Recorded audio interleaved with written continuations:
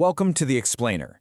Today, we're diving straight into an incredibly complex and, honestly, a pretty sobering geopolitical issue. We're going to unpack the decades-long phenomenon of failed peace talks in the Middle East. When we really dig into the historical data from our sources, specifically looking at the negotiations between the United States, Israel, and non-Western nations like Iran and Palestine, a distinct and highly predictable pattern emerges.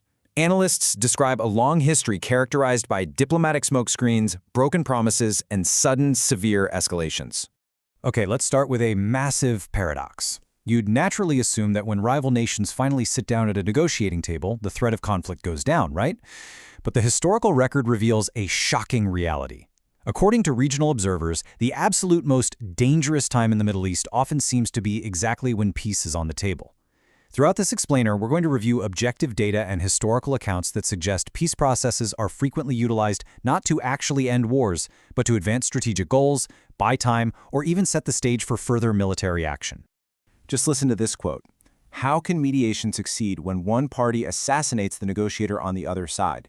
Peace needs serious partners. Those are the words of Sheikh Mohammed bin Abdurrahman Al Thani, the Prime Minister of Qatar and a really central mediator in the region. It perfectly captures the intense frustration of global diplomats. You see, analysts and historical records suggest that the failure of these peace talks is rarely just an accident. It's more often the result of predictable, calculated sabotage.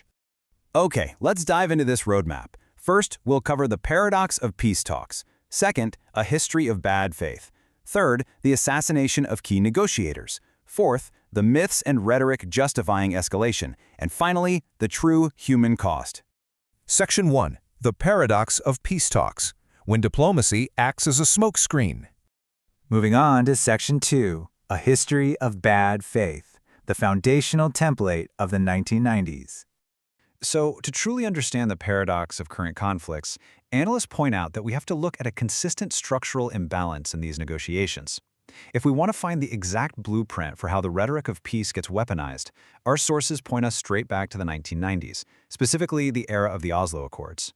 A critical flaw baked right into those agreements was a concept called gradualism. Basically, gradualism is a negotiation strategy that defers all the critical, final status issues, things like borders, the status of Jerusalem, and the fate of refugees, to a later date. Because those agreements didn't explicitly forbid the expansion of Israeli settlements during the interim period, the talks essentially provided diplomatic cover. While theoretically negotiating peace, analysts note that the more powerful party was continuously able to alter facts on the ground. And the absolutely crucial point here is what actually happened during that supposed peace process between 1993 and 2000. Just think about this number, 200,000. It's wild. During those exact years of active negotiation, the number of Israeli settlers in the West Bank nearly doubled, jumping to over 200,000. Scholars argue that this massive land acquisition systematically undermined the very foundation of a viable two-state solution, turning the whole peace process into what critics call a charade.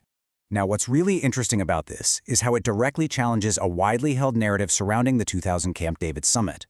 The popular myth is that Israel made this unprecedented, incredibly generous offer that was just violently rejected. But insights from actual U.S. negotiators who were literally in the room, like Robert Malley, present a completely different reality.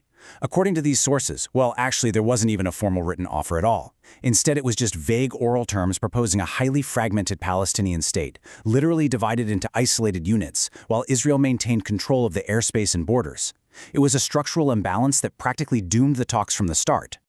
Section 3. Assassination of key negotiators. Sabotaging peace by eliminating the messenger. Now, I want to walk you through a seriously chilling timeline. Our sources highlight three key figures: Ahmad Jabari, Qasem Soleimani, and Ismail Haniyeh. The striking parallel here, according to international observers, is the timing. All three men were eliminated by U.S. or Israeli strikes at the precise moments when diplomatic breakthroughs, ceasefires, or active mediations were underway or right within reach. Let's make this concrete with a specific example. Back in 2012, Ahmad Jabari was a central figure negotiating a long-term truce. According to Gershon Baskin, who is an Israeli peace activist directly involved in the mediation, Jabari had received a draft of a permanent truce agreement just hours before he was killed.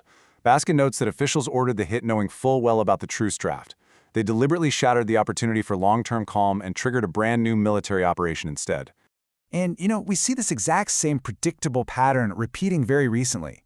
Ismail Haniyeh was the primary political leader of Hamas.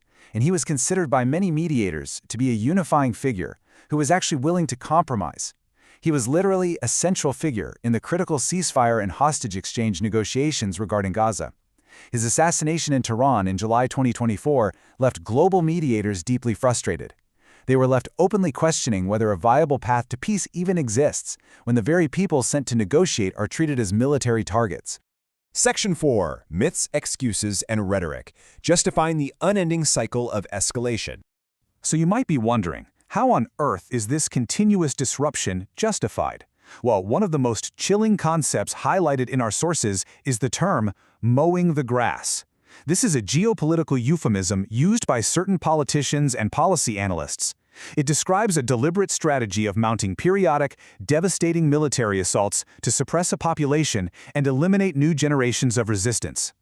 Analysts point out that by casually likening the loss of human life to routine yard work, this rhetoric entirely masks the massive civilian death toll.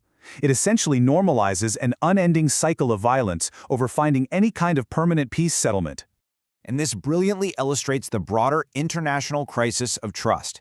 Just look at these repeated violations highlighted by our sources. In 2018, the U.S. unilaterally withdrew from the Iran nuclear deal, even though there was international consensus that Iran was fully complying. In 2024, we saw violations of negotiated ceasefires in Lebanon. And the sources even point to joint U.S. and Israeli bombing campaigns against Iran right in the middle of Amani-mediated peace talks. For adversaries, these actions prove a terrifying point. Western diplomacy is often perceived not as an off-ramp to peace, but as a tactical trap. Which brings us to Section 5, the true human cost. Who pays the price for bad faith diplomacy? You know, it's so easy to get lost in all the treaties and the timelines, but the ultimate consequence of these failed talks and broken promises is massive, unimaginable human suffering. When diplomacy is utilized merely as a delaying tactic or a smokescreen for war, it's not the politicians or the architects of these policies who pay the price. The true cost is borne by the thousands of innocent civilians, the families, the children, the entire communities who are displaced, injured, or killed in the resulting crossfire of all this relentless geopolitical posturing. So, this brings us to a final pretty provocative thought. We've seen a decades-long historical pattern here. Structural imbalances, broken treaties, the targeted elimination of peace negotiators. So we really have to ask ourselves, if the very architects of the peace process are actively using it as a tool for war, who is left to protect the innocent? It's a question that challenges us to look way beyond the political rhetoric and deeply question the true motives behind international diplomacy. Thank you so much for joining me for this explainer. I hope it provided a valuable, fresh perspective on the history of the region